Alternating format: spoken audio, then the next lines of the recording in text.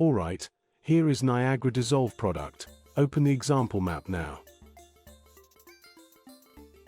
Yes, we can see these effects. Let's find the BP_random dissolve_SK and create a new level.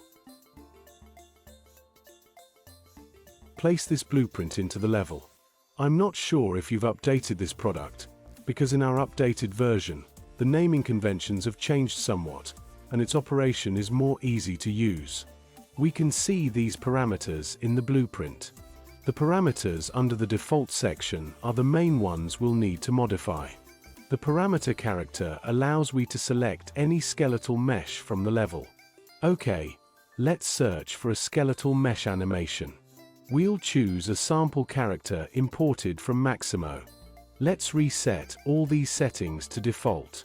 By default, we only have the normal and base color textures. These errors appear because we haven't selected a character mesh for the blueprint yet.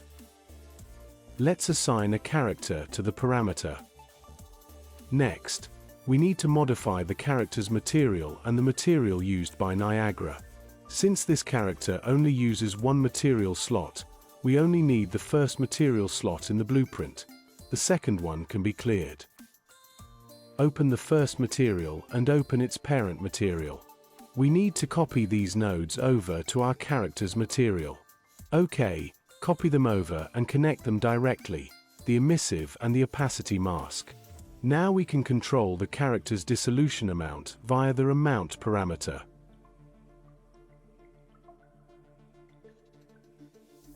Then, we need to modify the Niagara material. Let's duplicate the character material we just worked on to create the Niagara material. Open the Niagara material section within the blueprint. You can see it's almost identical to the character material, but it has an additional Niagara material function here. We need to copy these nodes over and connect them. Find the duplicated character material, copy its nodes over, and connect them accordingly. For the UVs here, we need to connect to the base color textures UVs. The normal requires a multiplication. Multiply it with the character texture's normal. That should do it. Apply this modified Niagara material back to the blueprint. The character material also needs to be applied. Now we can hit play. Okay, you can see the effect now. Pretty simple, right?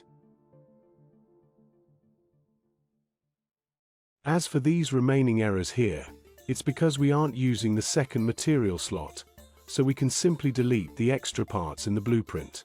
Okay, that should fix it.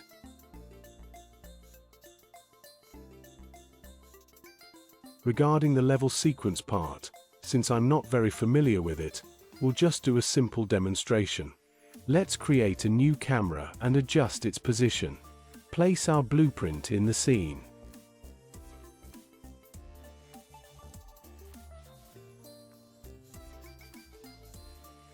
We need to add a trigger to it, for example, to trigger the effect at frame 15. Right-click and create a new binding. We can ignore this prompt for now. Here, we'll call an event from the blueprint to trigger the dissolve effect. So, let's create a new custom event in the effect blueprint.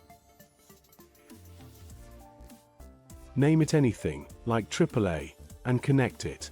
Okay, then go back to the binding we just created and have it called AAA. This will trigger the dissolve effect. Okay, let's go back to the sequence. It's set to trigger at frame 15, so we won't see the effect immediately in the editor. We need to run it. Enable autoplay. Okay, we can see there's a pause. The dissolve effect triggers only after waiting 15 frames. We can move this frame further back, say to frame 100, so the wait is longer. Yes, and then the dissolve effect will trigger. So, that's it. It shouldn't cause any issues. You can refer to my steps to set up your own character. Hope this helps.